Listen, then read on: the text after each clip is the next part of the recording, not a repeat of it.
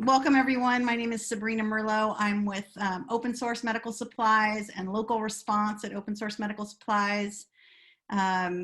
We are super happy to feature an OSMS affiliate, Artisans Asylum, today, rocking makerspace in Somerville, Mass.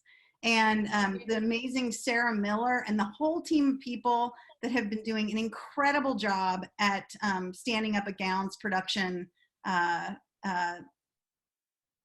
setup line, massive gowns production, and Sarah is going to take it away and lead us through their whole setup and walk through and how to. If you have questions, please add them to the chat. I will be watching for them, and we can have a discussion both as we go if there's relevant stuff that you're curious about, as well as, of course, at the end we'll have plenty of time for Q&A. But with no further ado, Sarah, please take it away. Hey, Maker Fair 2020. We are here coming to you from Boston, Massachusetts at Guy Cavalcanti's own Artisans Asylum, which is a 40,000 square foot space that he actually started in Somerville, Massachusetts exactly 10 years ago. So we're coming to you from a really great makerspace where there are bikes and jewelry and a huge wood shop.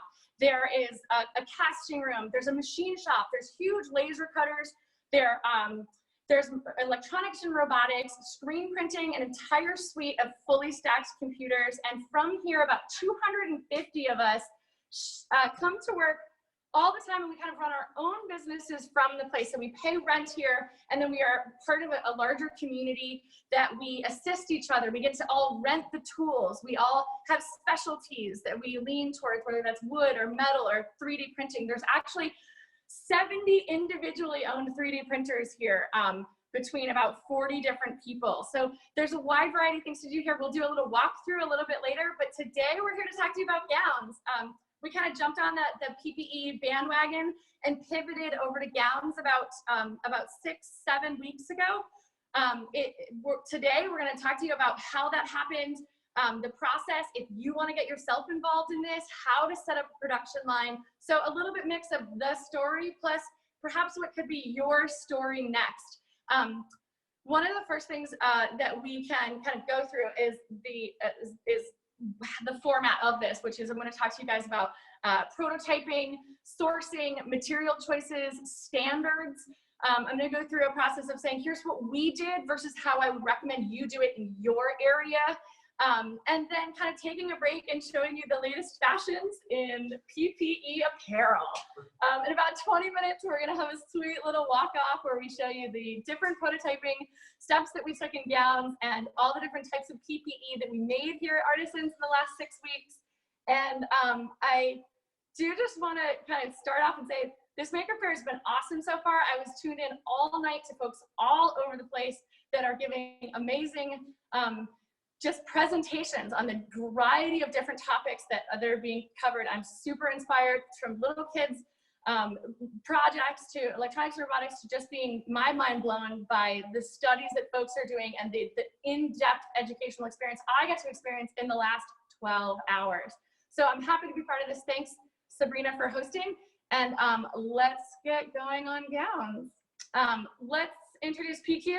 This is PQ. She has been part of this gowns organization for the last 6 weeks, and she does all of the bonding of our gowns and was involved in the prototyping and the processing. She manages all the volunteers. She does packaging. She does pretty much everything.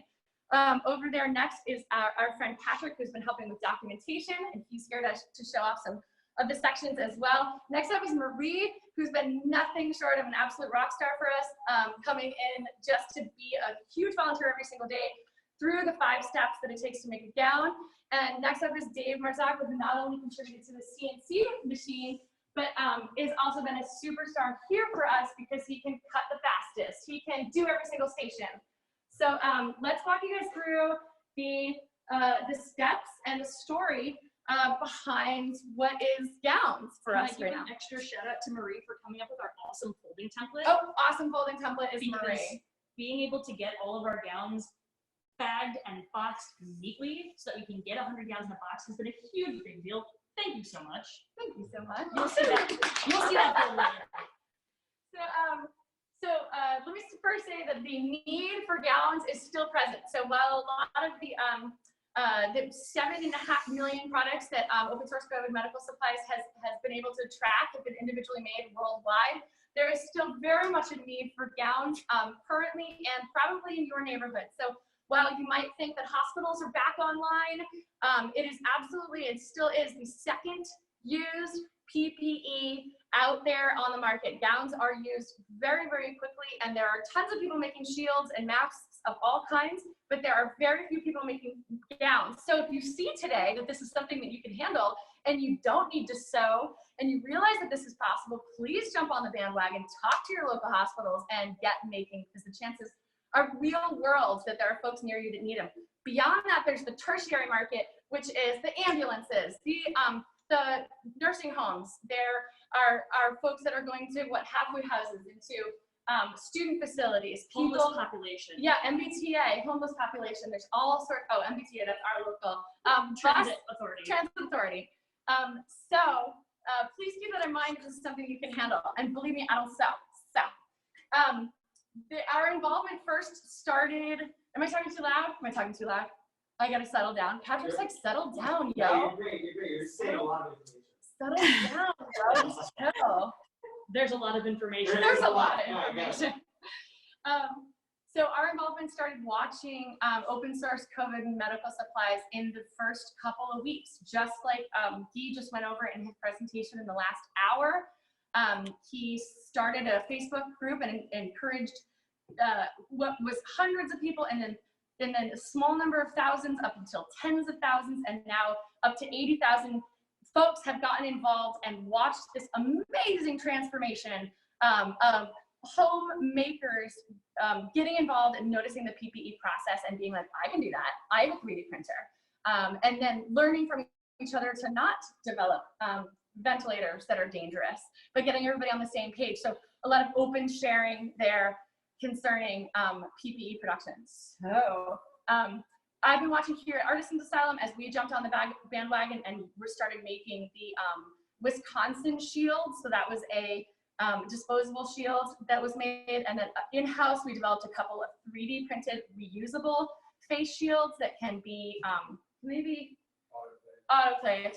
And you're going to see those in just a second. Marie's actually going to bring them. Yeah, we're going to do a little over for you. So I think what I wanted to note was how fun that first couple of weeks was, because as the virus was spreading across the country, the light at my phone was constantly busy because there's this Slack channel and this Facebook channel, and you watch this explosion of activity of people with ideas and 3D prints. I was absolutely blown away. I don't think I've ever seen anything quite like it in my life.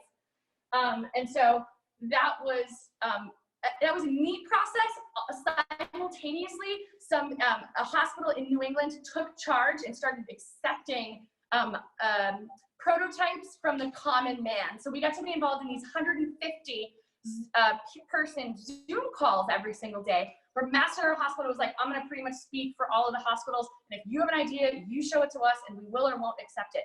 So there was this incredible process of seeing the innards of the hospital system, how prototypes roll through, what is accepted and what is not accepted. MGH slammed down about 90%. They just said, I'm sorry, we can't accept that, here's why.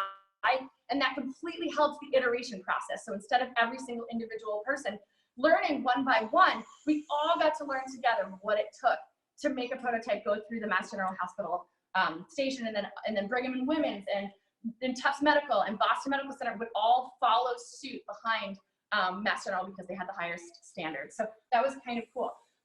We saw folks here at Artisans Asylum take on face masks, face shields. Our own Tim Butterworth has built a face mask pleating machine that allows him to make like 10,000 paper. So while we have a lot of folks at home making the cloth ones, and that's awesome, there's still definitely a need for the disposable ones. So he's been able to kind of spend the last 4 weeks. And so because we got to watch that process unfold and how difficult it was, we were able to jump on 2 weeks later. And here's our little story. So one of the first things we did was to look into research. We're like, what is the medical requirements for gowns. So if you are interested in doing gowns ever, here, I'm gonna have Sabrina jump in and drop this link in here. Here's a couple hundred pages of research that you don't have to read anymore if you don't want to. In fact, I recommend you not read it unless you really want to know everything, because my eyes still hurt thinking about how many hours we spent learning about the standard behind medical gowns. Yeah, there was. It's interesting to learn the standards behind tearing and water exposure and length and coverage and zone coverage and level 1, level 2, what is appropriate for disposable, for surgical, and how to label all of those things. So if you're interested in some of the details, this kind of walks through what is in the medical community, level 1, level 2, level 3, level 4 being surgical, and we're going, how are we going to get involved? Where's our place? So we started to look at level 1 and saying, let's not try to get impossible fabric. A lot of the fabric is really difficult to source if it's high in demand, and a lot of these materials are just very difficult to find. Well, so let's back up even, because you went around to area hospitals and you asked, hey, what do your gowns look like? So what we actually have over here are some gowns that we got from the different hospitals. This one's from Tufts Medical. This is a surgical level gown. This is a disposable gown from Mass General Hospital. You can see it's been a little butchered because we were using it for patterning. And then this third gown is from St. A's, and this is also a surgical gown. This is also reusable. There was a fourth disposable gown that you can't see because they also got butchered in order for us to come up with the perfect pattern. This gave us some idea of what the fabrics were actually like tactily that we were going to be working with, and it gave us something to test our standards against, at least visually in-house, to give us some idea of what we needed to be doing. Yeah, absolutely. I think one of the biggest things that we figured out first was that there was primarily 2 patterns. Actually, can I have that blue one and that Yes. yellow? So here's 2 different patterns that are kind of important. This, like, a lot of gowns boil down to 2 patterns. One, get the disposable one. I mean the reusable one, because it's just all put together. Yep. These are the 2 patterns that you get to choose from. If you're gonna make a reusable gown that's sewn together in this high quality material, please feel free to use this material. If you are reusing it, you need it to tie in the back of the neck. This is a pattern with separate sleeves. It's all of the information is in this document right here, but you sew the sleeves on separately, which is an entirely separate process. The cuffs are actually a fabric instead of being a hook over the finger. The ties are attached separately, and there's definitely a need. So one kind of update to this idea is that hospitals are either disposable. They use a disposable system where they have trash bins, or they have a reusable system where they have a process by which they wash all of their gowns. Yes, they do wash, sheets and blankets and stuff, but they are typically one or the other. And we interviewed 30 nurses and doctors at about 11 area hospitals to find this out. So it might be different in your area. Boston certainly has its array it runs a gamut of community hospitals versus teaching hospitals versus very high end. So we kind of feel like we have an okay grasp as to what's available out there. And if you're going to be making disposable, which is what we went with, they need to be able to be ripped off. So this is what we found predominantly was across the board used way more often. So the disposable ones that you tie are okay, but that's not actually what hospitals end up choosing when they go with disposable. So if you're gonna reusable and use a higher grade material, go with that over there. But if you're gonna just go low end, which is what's really being used up the most, then this is your guide. So the sleeves come on like this, yada, yada, yada, and the head goes in. And the idea is, dun, dun, dun, dun, dun, dun. The idea is that you grab this and you throw it off, and when you throw it off, all of your gloves and I don't want to rip it apart. Don't rip it apart, but turn around for a second. So you can see these perforations that we actually went ahead and measured the length of the slit and the length of the perforation here, and that gave us the a baseline for how our gowns should tear. So every time we used a different fabric, we started with that base size and said, okay, how does this tear so that we can make sure that medical workers can tear our gowns off easily. And we had a nurse in here explaining to us the whole donning and doffing process that they go through anytime they have to wear a gown. True. One advantage to having this is that the ties are included, so that doesn't have to be an entirely separate process. One advantage to this style that we chose was also that instead of having a cuff like this, we chose a pattern where the hooks are included. Well, it's called thumb hook, the thumb holes, and it allows for wrist coverage. So we made these decisions based on ease of manufacturability. Yes, you can totally go get that other gown and make that out of a very cheap material. And it has ties in the back and separate sleeves and cuffs here and elastic. But we've worked on that. Elastic requires a separate serger. Also, do you know how hard it is to source latex-free elastic right now? Anybody out there who's been making masks probably knows. We decided that that wasn't the option we wanted to choose. Yeah, so even though latex wrists are definitely available and you will find them out there, you won't find them out there now. There's no latex on the market. Everybody's Latex-free. Latex-free. Everybody's just bought up all this elastic that was available on our kind of consumer level retail market has been absorbed. So before you decide that you're going to go with that wrist option, try including one that doesn't have it. So this is the prototyping process. Eric, maybe you want to get right in here.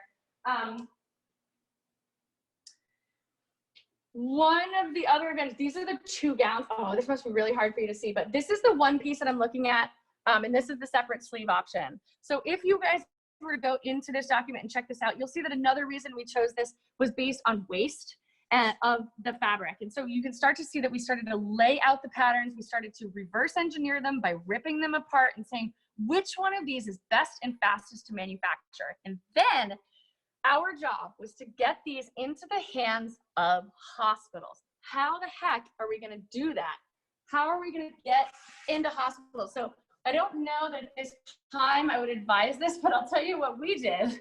We walked right into the hospitals and said, we're making gowns for you guys. Give me your gowns and put me in contact with the person that can make this happen the fastest. If you're trying to get to the innards of the hospital and you're on the outside, it can be very difficult. So don't just wait to get on some list and never hear back. You walk up to that front door, you don't go in, and you tell them what you're up to.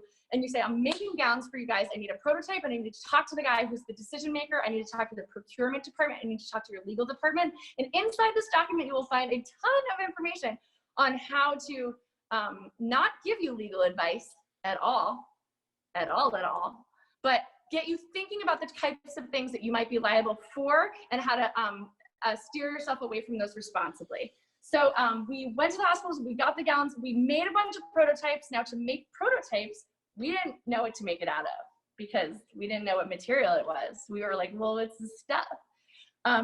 We made about 6 prototypes from whatever material we could find basically at Home Depot and around town. So we have one that was made from Home Depot's it's a polypropylene paper poly drop cloth. Thank you.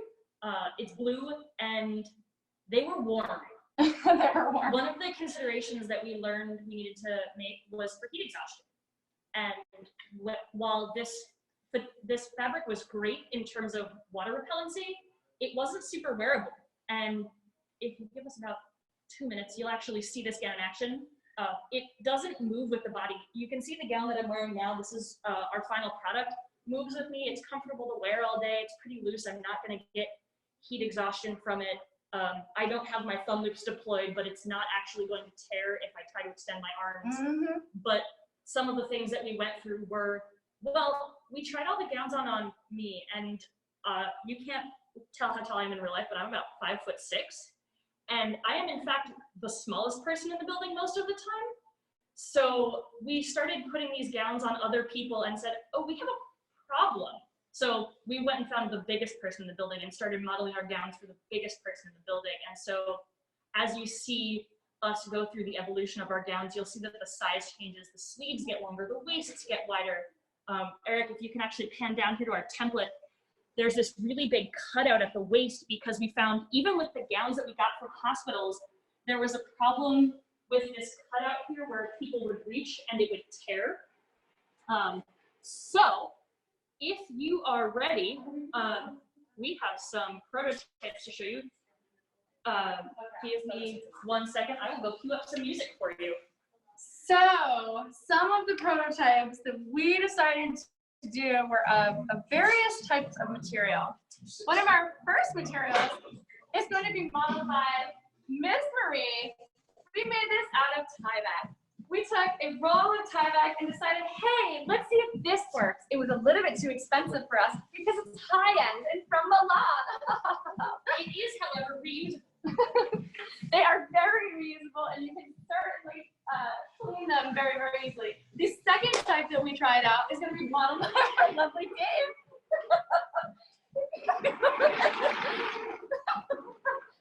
And Dave, what Dave is wearing in this evening here is a polypropylene backline that we found at Home Depot. Now, the second material that Dave is actually wearing is a landscape fabric that we found in the home and garden department at Home Depot. As you can see, it's good wearability. It has a good like fall to it as opposed to this polypropylene. It is more, or excuse me, it's less water resistant, but as Dave shows, it can be comfortable day or evening wear. Thank you so much.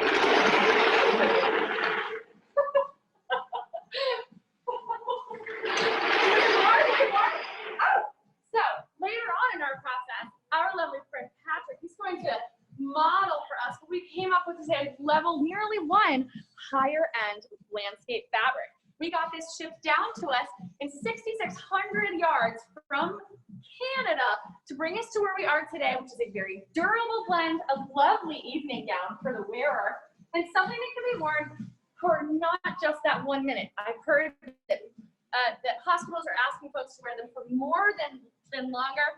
So with this lovely evening gown, you get all of the wearability that you truly desire. Thanks, guys. And this is what we make the most of. Oh, and this one? This is the one. Oh, you're showing me. Yeah. Oh, this is great. Okay, okay.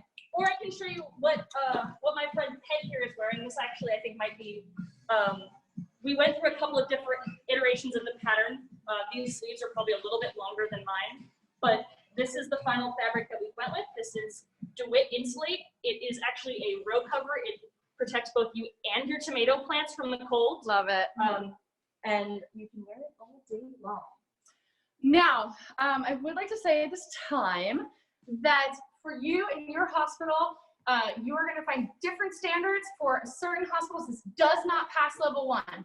This is a low level, and it is just what some hospitals need, but it is not a level 1. It does not protect you. It does, water does go through it. It certainly beads, and we did all the tests that we felt comfortable with, and we deliver these to hospitals and had them do their own testing, and we got the okay.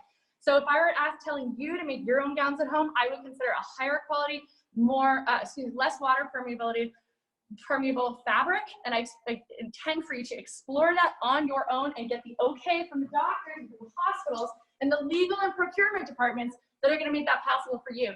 This showed up, and we wanted it because that's what we were told by Boston Medical Group is the best fabric for them. So let's walk through like the other 15 steps. What about the other things that you prototyped? What other things? All of the tooling that you made. Oh, let's move on to tooling.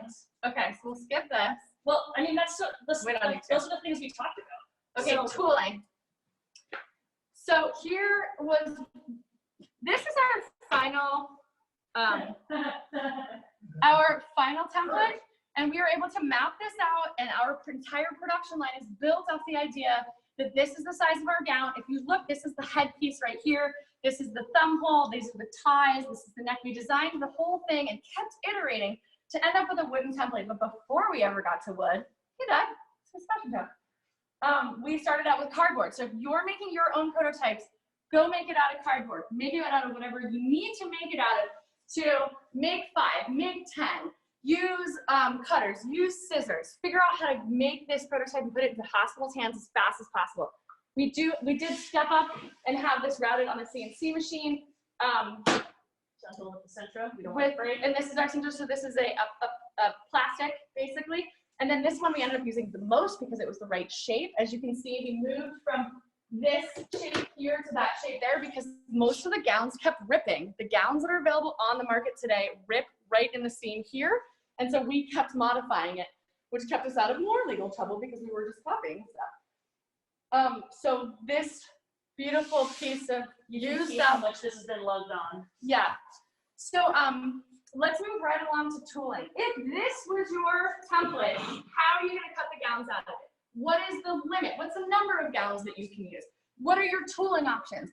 We first tried CNC. We were like, definitely, we're gonna put on a CNC machine. It required a drag knife that only got us up to 1/4 inch, which was only 15 or 20 layers at a time. We finally Less had than that even. I think it was like 10 gowns at a time. 10 gowns at a time on the CNC machine. Laser cutting doesn't work because we're using a material that bonds. So what do the professionals use when they want to cut 2 layers at a time? And the answer is a fabric saw. So our fabric saw here is about $250. This is an 8-inch one. This is the same. You don't have to really worry. They are generally all the same. If you can get one for $250 or $350 or $450, just do it. It's not a huge buy, and they are very reliable. They're all modeled after like a 50s, 60s style. That tool has not changed at all. So we lay the fabric out. Does anybody want to go? Why don't we show at this time how we decided to lay the fabric out? We had first suspended these rolls from the ceiling. And if you see our bars up here, our rope, we first, and what you can do is suspend from the ceiling. Why don't we undo the second one? So when you guys want to, if you needed to, suspend your rolls from the ceiling on a bar. That's all you need to do, and you start pulling out the fabric. So pull out on this large table here. We have found that 60 inches is Our pattern is exactly 60 inches. Yeah, but we tessellated 2 of them to reduce fabric weight. So we laid out our fabric in 60 by 72 inches so that we could tessellate the arms together, and that got us the absolute least amount of fabric waste. The other reason that we did that is so that rather than cutting a full pattern, it reduced the number of plunge cuts that we had to do. So most of what we were doing were edge cuts. So let me hold up what is not related to pattern but isn't liable to break while I'm holding it. So this neck hole here is what we would call an edge cut. This thumb hole here is a plunge cut. And so we had to come up with various tooling that would allow us to be able to make a cut like this because the fabric saw can't do that. And we also had to come up with tooling that would cut out our waist tie hole because, again, fabric saw doesn't turn tight corners. So you can see this fits really neatly here. We stacked our fabric up to about, it ended up being 15 folds. The DeWitt fabric that we were using comes double layered, so we were cutting 30 layers of fabric or 60 gown pieces at a time. And so as we went, we clamped the edges, threw them on this table, which meant that we could have a team over here laying out fabric until we ran out of clamps. We could have independently a cutter working over here, going through with the fabric saw, and then Doug, who's hanging out over in the corner, made these really ingenious pole saws based on a late o'clock at night pole saw template that I made. So these go into a drill. We use a plunger now to help us cut out both the neckline and also the perforations that go up the back that you saw in Sarah's gown that we measured earlier. It looks like Sarah's gonna do a little demo for you. Wait, we have folks to do this. Oh, okay. So if you guys are ever planning on making this yourself, you can see that this is what we ended up kind of going with, which was Doug noticed that we were having a very difficult time getting into this center hole here. This is our second hole here, and he, Doug, managed to make us. How do you describe it? You want to talk about making them? What? Yeah, but what, how'd you make them, bro? You made them in like one night. You're like, that's crazy. They're based on a design for a drill used for paper. They're just pieces of tubing that have been sharpened and then added to a shank. Tubing that's been sharpened and added to a shank. Do that yourself at home. Got it? You can do that? Great. So what that's enabled us to do is instead of coming in here with the fabric saw and fighting with it, we have 2 people work on this all day long. And we drill our holes, and then we have lots of extra fabric. But between this hole saw, this hole saw, and this hole saw, and this nifty little carrying case, we can cut out. How many do we do a day? 400? No, we cut far more than 400 a day. We do 400 gallons in a day, but I think we can cut Couple 1,000? Probably at least 1,000, because somebody like Dave has, well, in fact, Dave has come in for a couple of shifts that have been 7 or 8 hours, where most of our volunteer shifts are either 3 or 4 hours. Several of our cutters have done back-to-back shifts, which mean that they can keep plowing through fabric, and they can cut probably up to 1,000 gowns in a day. Something else that Sarah neglected to tell you about these polka dots that we get left with after we cut with the hole saw is that they're exactly the right size for filters for one of the masks that Tim Butterworth has been 3D printing. So we saved him bags and bags of polka dot confetti that he could insert into those masks in order to use those as filters. Great. What else do we want to talk about here? Oh, I mean, further prototyping you'll see in a little bit, because you'll see the different iterations that we went through of bonding the seams of these gowns. Please make sure that if you use the saw that this one comes, it's a self sharpener. Make sure that you sharpen your saw regularly. A dull saw means that because these gowns are plastic, when they heat up, they bond together. And you don't really want to waste your volunteers' time unpicking every layer of gown when we want them to, in fact, just be. If you want to say one thing about the saw, if you pick up one of these yourself, this is a serious tool. It deserves your respect. So this is not something for someone who's unfamiliar with tools or working with machinery to pick up and just try. Make sure you're ready for a serious tool before you start using this tool. Lubricate it regularly. Yeah. Yeah. If I could talk for a minute, you guys are going to stack it down, a stack of material, and fire through it. I mean, there's stacks of material right here. They're already folded. They're right behind that's Eric. what I saw. Yeah, that's what I'm saying. Oh, great. Well, then right this minute. It's like we were prepared for this. Oh, That's yeah. weird. So this is I'm too sexy for my fish.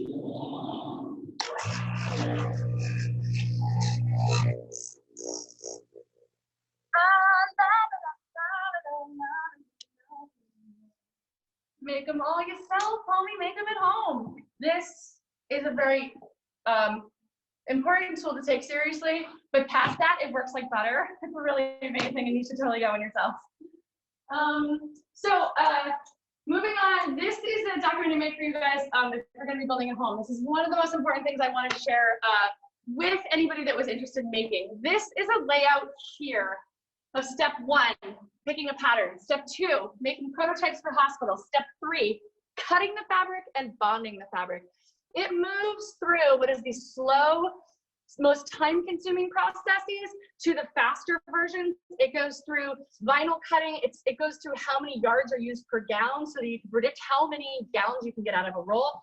It talks about laser cutting and what it's good for, how much it costs, how time-consuming it is or is not.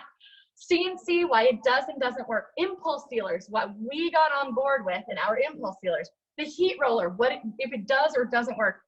Everything in light blue, which might be hard to see, but of course, if you had the document at home, you would totally enjoy, is everything in blue is what we ended up with. So CNC routing table, the fabric cutting machine, the whole saw attachments, the impulse sealers, where to get them, links on where to buy them, what we bought, what worked for us. And then an idea that outside of this place, if you wanted to make 5,000, 10,000 in a day, what would that look like to you? You're going to outsource and get Electra. We're going to find a factory nearby that's not using their electric cutting machine and cut like 60, 70, 80 layers at a time with the machine. You can also look into die cutting. MIT has offered to die cut our gowns for us at this next phase. For a little bit of context, we have made 10,000 of them. We make 400 a day. With die cutting and at our new facility, we will be able to make them in much higher production as we move forward. So check this out if you're interested. Check this out. This gives you all the answers. Like, I feel like, do I sound like one of those late night, like, call now, it's only $20. I'm giving this away. With the breakmaster. There's a lot of really great info in here on testing. I do want to be clear that the level 1 gowns are not, they're not waterproof. And this goes through what is the outside standards for level 1, level 2, level 3, and level 4 gowns to make sure that you're on par. These are details on fabric, material spec data sheets. I know, she's like, hurry. So there's a lot of really helpful information in here about what you are responsible for providing to the hospitals in terms of what your material is made of. If you want to look into polypro, if you want to look into just plastic sheeting, if you want to just take plastic bags essentially, but make them comfortable and wearable all day, you can do that in this little thing to help. This goes through sourcing. Where is your material going to come through in bulk? What is its length? What are the pros and cons? When you get a professional sourcer on the call, what do you need to be able to tell them? You can't just be like, hi, I'm looking for material. They're going to be like, what's the length? How much do you want on a roll? What is your price point? What are your exact specifications? What's its width, its yardage, its price per yard? What is your lead time, terms, and shipping? And how much can you store in your facility? And yes. So all of those will affect. Here is sourcing data. I can get you more on this. We basically called hundreds and hundreds of companies, so we already keep you from having to call hundreds and hundreds of companies. This looks into the research behind how boxes are already packaged in hospitals, where they go, what is required on some of these labeling. I've learned so much about labeling at this point. It's like, it's just excessive. But we kind of made it easy for you. This is how they're sold currently in packages of 100, in packages of 10 per box. This is what they look like when they're in the hospitals. Try to make yours look similar without, you know, acting like you're a big company. This is a really great guideline on what it might be like for you to consider your labeling. Indicating what it might be used for, non-sterile protective gown. Notice I have never said isolation gown. Isolation gown, in my opinion, from my experience, indicates a promise. It's like a level 1 or a level 2. So I don't ever say an insulation gown. I say a non-sterile protective gown. I say that it's untested. I say that it's unrated. I was told that this material is a level 2. I do not found that it tests to a level 2. Feel free to do your own outside testing. I've got testing facilities for you. They're not $10,000. They'll come back to you in a couple of days, and they're only $600 or $700, and they're super legit. So this indicates what the material is, you know, whether it's non-surgical, flammable, non-latex, you know, packing details, all of the information that you need to have. And then this is so much more. This is read it yourself at home. The FDA talks about what's required for labeling. So everything about my label is backed up with the data here.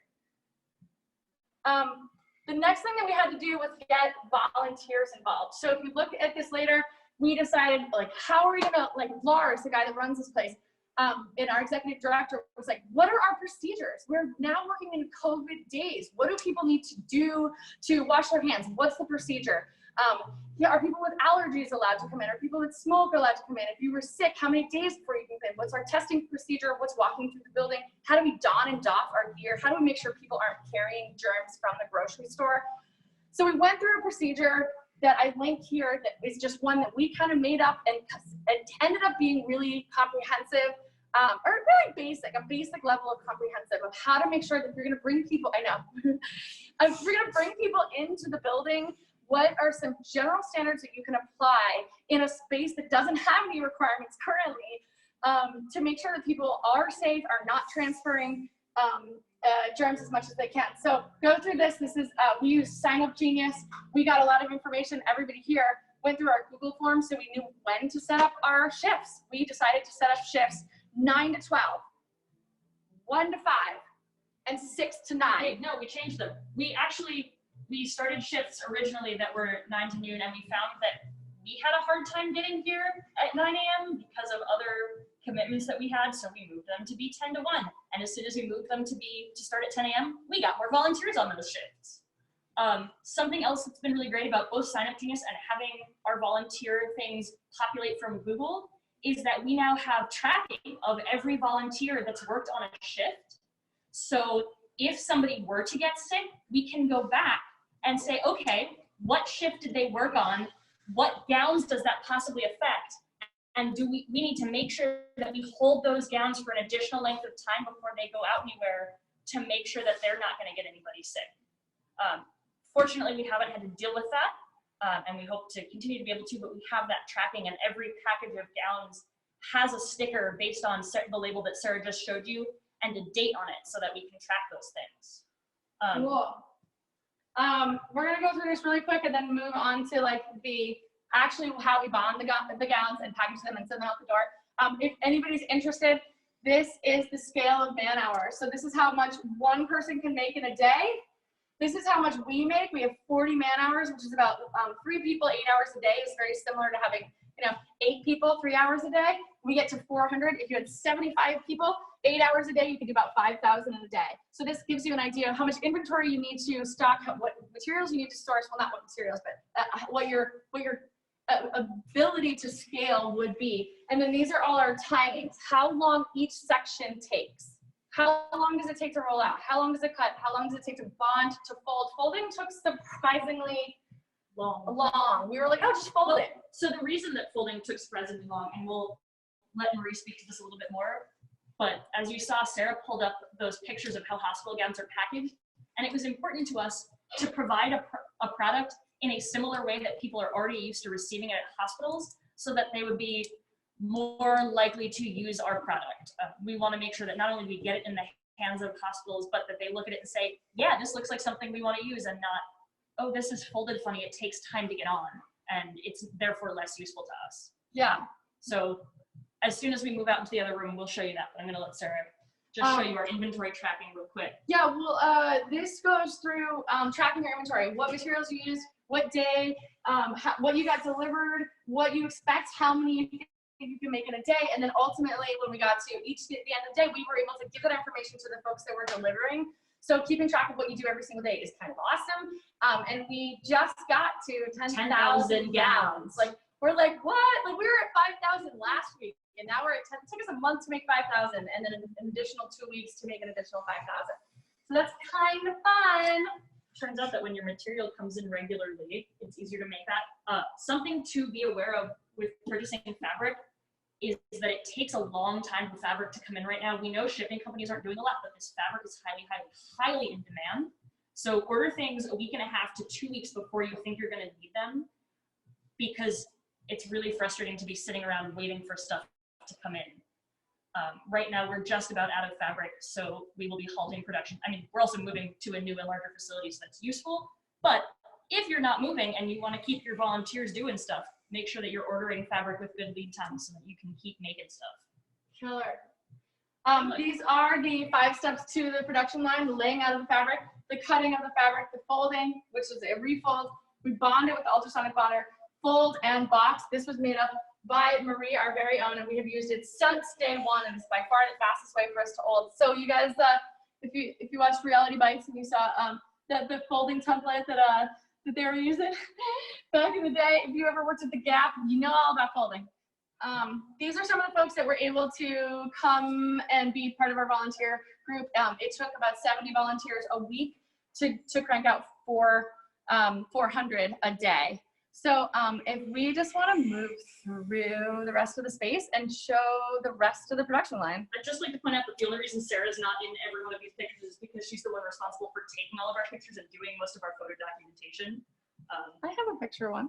I think there might be one picture of you. Oh, we got in the Boston Globe. So as we move on out here, one of the steps that Sarah mentioned was a second fold. So as you saw, our gowns get cut with the necks up.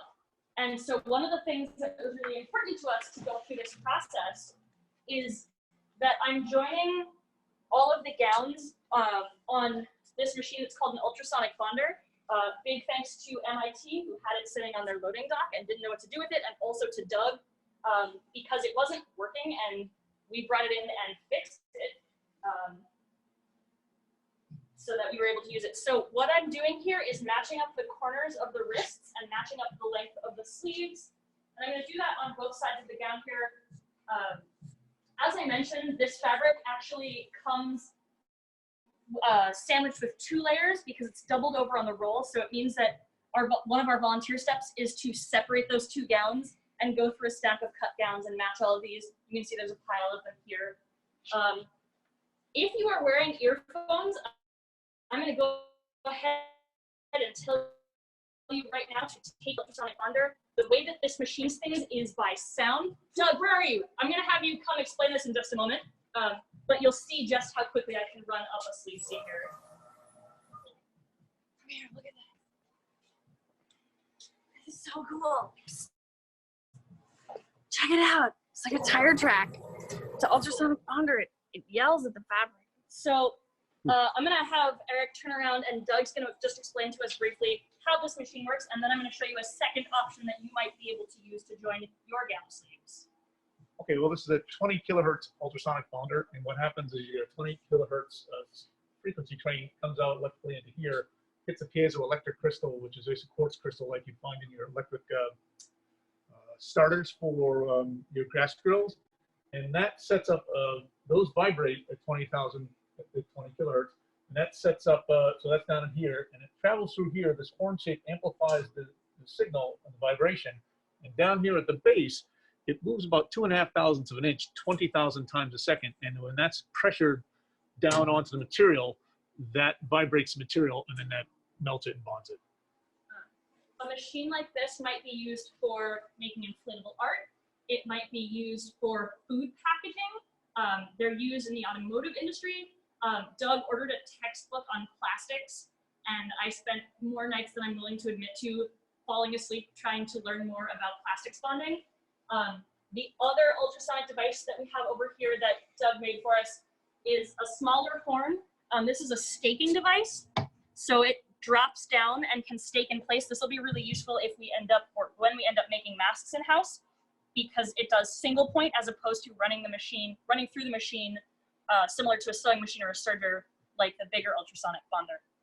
There's an amplifier under the table that it would plug into. I'm not going to swap them out for you right now, but what I am going to show you. Doug built it, dude. Doug built that. It's so cool. Like one night. Right behind Eric, this is called an impulse sealer. They come in lots of different lengths. Also frequently used in food packaging if you do, I forgot the word, sorry about that. Sous vide cooking. That's you right. might use something like this to seal your food bags. This machine needed a little bit of help because it wasn't quite doing the job that we needed. So you can see that we replaced, well, you may not know this, we replaced the lining that originally came with this machine. This is an electric coil that runs underneath, with a new type frame. Teflon, there we go. Teflon strip here. There's another Teflon strip on top. We were having issues with sticking. And then we were having issues with getting it to press down evenly all the way across. There's a spring in here. So we created a new end. And so if you don't have access to MIT and an ultrasonic bonder, because I understand that not everybody just has those things in their backyards, we went ahead and got, this is a 32-inch impulse sealer. Our sleeves are 18 or 20 inches. I've forgotten because I've made so many different sleeves at this point. But I'm set to a 4-second timer on the impulse sealer. And I want to make sure I'm pressing down extra firmly. And then the timer goes off after 4 seconds, but it's really important that you keep pressing for an additional 5 to 7 seconds because you're melting the plastic in order to get this to stick together. And you want to give it time in order to cool back down or you're going to end up with plastic spaghetti. I didn't do a particularly good job of making a straight line here, but you can see that the seam is nice and tough, strong. You can see what this looks like on both sides. They're not tire tracks, but it's a pretty slim line. And they're only $250. It's true. Do it. Really great machine, highly recommend. They do, again, come in different sizes. And we actually use this twice in our production line. So Marie, if you want to grab that down that I finished on the ultrasonic bonder, you can show us the folding process. Hi guys, this is Marie. She's our superstar. Hello. Yeah, so I did a lot of research into folding. Maybe too much. There's actually a lot of standards in terms of how you should fold and package sterile hospital gowns. We later learned that a lot of those don't actually apply to us since we are not selling these or not like distributing these as sterile. Usually what you would want is for every inside surface, so the side that would touch your body, to be outside when the gown is folded so that people can put on the gowns without touching the sterile outside surface. We don't need to worry about that again because we're not going sterile, but from that research came our final folding pattern. So the benefit of having a folding board, as Sarah mentioned, is the issue we were running into is every volunteer folding with their own personal style, which is great and easy because we wanted to teach them anything, but ended up with uneven stacks in their fronts, which looks a little bit unprofessional, doesn't inspire a lot of confidence. So instead, we came up with this pattern. We fold in the ties so that they are out of the way once the gown is folded. Gosh, those guys are always in the way. They were so in the way, you wouldn't think it's a big deal, but when you're fiddling 30 seconds with every gown you try to fold, that time adds up. And so anything we can cut down that time, the better.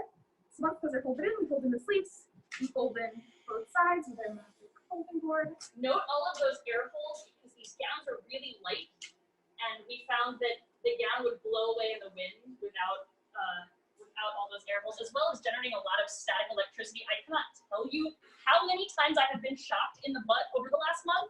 I think I have a permanent electric course that runs from right about here on my hip to my index finger where I ground it out on the ultrasonic thunder. It hurts. It still hurts. We sacrificed much for this video. So much. So much. All right. Yeah. Last two steps, pretty easy. Fold in, get a nice easy square. Just like I was saying, we have our custom-made scoop. Yes. It's Inbox. inbox. It's meant to keep the gowns stacked neatly so that they're easier to bag once we're done. The key feature is that we originally had a version that was all wood, and then gowns would get stuck to the bottom of the board, which isn't great. We want them to easily slide out so they're easy to bag. And that's And onto the bagging. onto the bagging. So with this great folding board, it becomes more or less easy to bag things.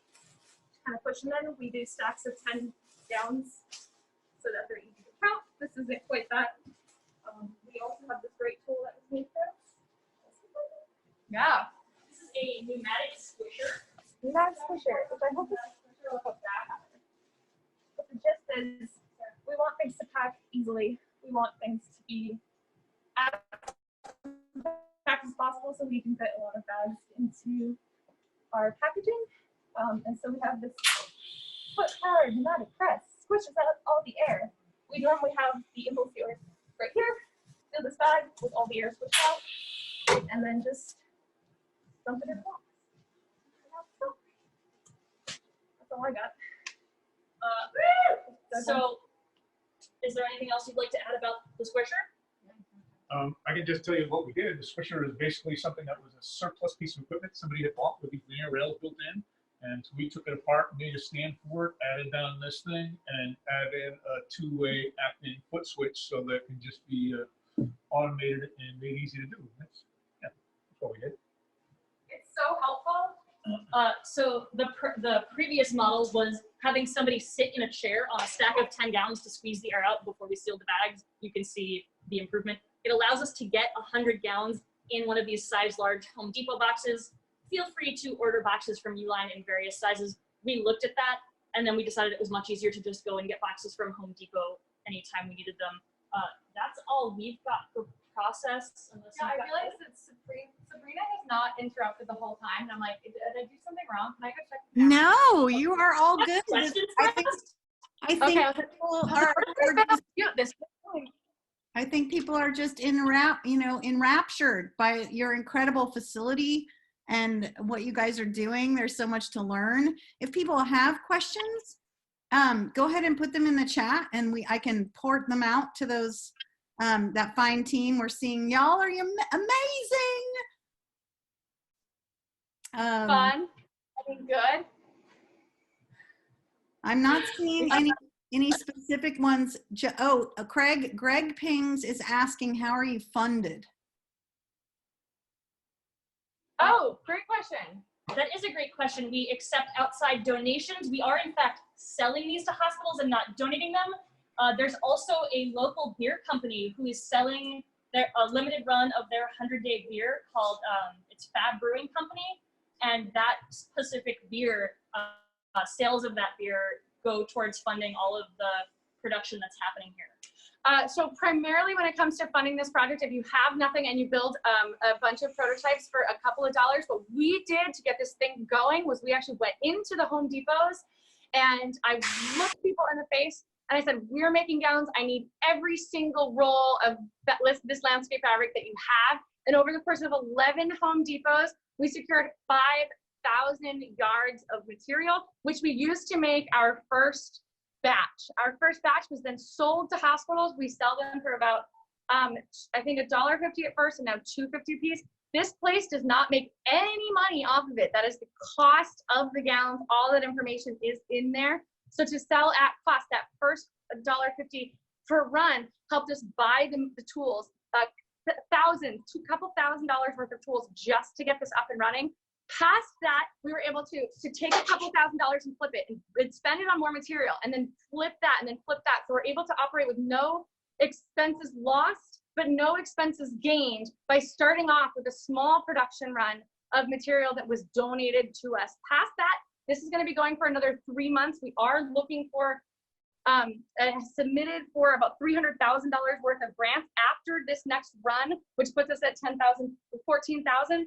We will be moving this facility off-site and looking to have to keep going with the volunteer organization, to pay some of our like PQ to be running the joint, and we will be looking for higher donations. We have been able to, as a huge facility, get $30,000 in donations from outside sources that have helped this whole process go by. So that's how we're kind of handling the money situation. I haven't had to touch it at all. Our executive director, Lars, does that with a couple team folks doing grants, working on finances directly with the hospital. So I don't actually know tons of details about that. But I hope that it's enough information to kind of get you guys started if you wanted to. Other than that, I would say no, we're not funded. Self-funded, baby. I will just go out there and tell you that the fabric that we got from Home Depot created the most amount of waste for the least amount of protection. So I deeply, deeply, deeply urge you not to replicate that process, because we're not going to continue to put that in the world, and you shouldn't either. Yeah. Okay, we have another question. Other question? Yeah. How do you train your volunteers? This is from Nick Cap. How do you train your volunteers and get them to do their specific tasks? How long does it take? Do they make mistakes? How do you fix them? So every day when volunteers come in, most of the time our volunteers are repeats, but we'll have 1 or 2 new folks on a shift. And so I try to pair them up with 1 or 2 veteran volunteers, and it'll really depend on what processes we need done at that specific time. If we're laying out fabric, I'll try to get at least 1 person who knows what they're doing. And in fact, I really try to either only have 1 person or all 4 people who know what they're doing, because if we get people who have volunteered on different days, we sometimes have diverging opinions on what works best for different groups of people. But we'll walk them through whatever that step is. The laying out of fabric, the unfolding and refolding, and the final folding are all fairly short folding processes where I'll demonstrate, or somebody else will demonstrate how we want to do that. And then I like to watch somebody else do that process after me. I teach professionally outside of being here, so this is something I have lots of experience with. When it comes to running the fabric saw, which there's a door here, but just bear with me, there's a fabric saw on the other side of the door. Sarah has gone through with volunteers. We always ask if people have experience running jigsaws, circ saws, or other similar types of machinery before we start training people, because it's important to have some sort of base familiarity before you start doing that. And that's anywhere from a 30-minute to a 1-hour process. All of the other trainings are significantly shorter. Yeah, and the very short answer is every single spot takes less than 2 minutes to train. Except for the fabric saw. Except for the fabric saw and the ultrasonic bonder, which she's used primarily. So if you keep your production line simple, you don't have a lot to teach. Any other questions? We're Danny from Taiwan is asking about FDA regulation and what, how you navigate that. It's in the document. Check out the document. There's way too much information to get onto in the next 10 minutes. I've covered a couple hundred pages worth of info that we've gone through and disseminated. Kind of reduced down to something manageable. Great. Feel free to I'll look at that. Share that in the chat for the 4th time here. Yeah, I'm here. And let's see, we've got some props from the Stop the Bug group in the Pacific Northwest who are saying they are going to replicate your You guys are awesome. They're going to replicate your process. And then Greg is asking, will he want, this is the So the idea is you have a contract for the next 3 months, right? That's in terms of the sort of future of this. No. Don't have a contract, but we're hoping that we're gonna have a grant to come through, but we're planning to keep producing because we know that there's a need. And we're basically selling them as fast as we can produce them. As we move to the new facility, we'll get a handle on what our daily production levels will be. They've been about 300 to 400 per day as we've been here. In the new facility, we're hoping that we'll be able to get a few more people in at a given time because our building capacity will change given that we'll be the only group there, but we don't have a contract per se. Yeah, I would say that. I'd say that if you sell for about $2.50 a piece and you use 40 hours of volunteer labor a day, you can do this on volunteer labor and have the cost covered by just that $2.50 per gown. Our requests easily surpass by hundreds of thousands what we are able to produce. So we don't have a contract per se. We are just selling to hospitals as fast as we produce them. The requests exceed several hundred thousand. I would urge you to work with a medical group that is, roughly equivalent to what you think you can produce, because we've got lots of huge hospitals in Boston that we wouldn't be a drop in the bucket of their need, but we have lots of smaller groups that we've been able to work with. True. So those homeless facilities, those hospice facilities, transit, and those other groups and other smaller local hospitals, that's who we're primarily dealing with because we're only producing anywhere from 2,000 to 3,000 gowns a week right now. So we just have to be mindful of being able to deliver on our promises. What? No, overpromise, underdeliver. Ah. I don't know.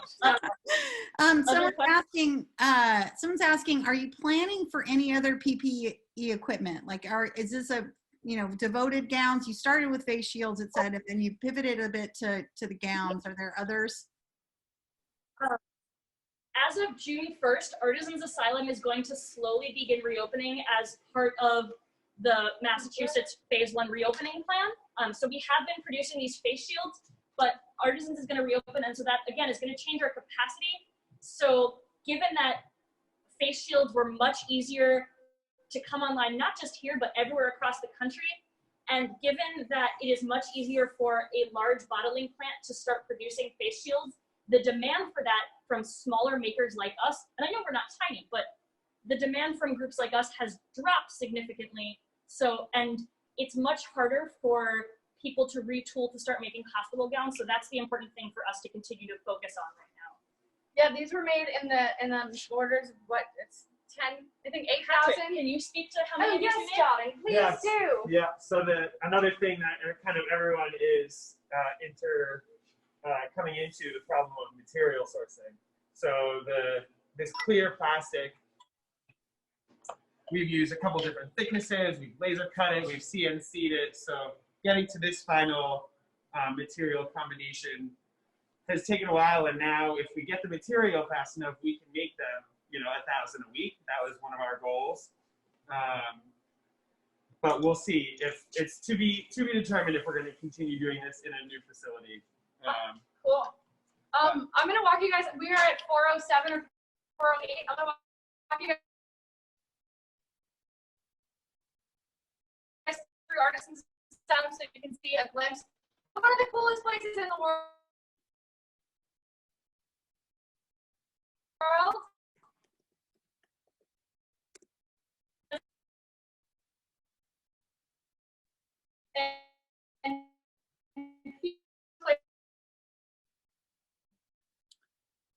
We're having your video, your internet connection is challenged right now, you guys, in Boston at Artisans Asylum.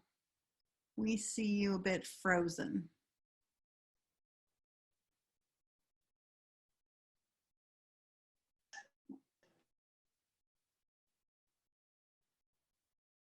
Sarah looks like she's about to take us on a walk. Ah, there we go. Now we're back. Is that better? Yes. Can you put that back on there? All right, so I would like to say that that our friend, so get the bug out. If you guys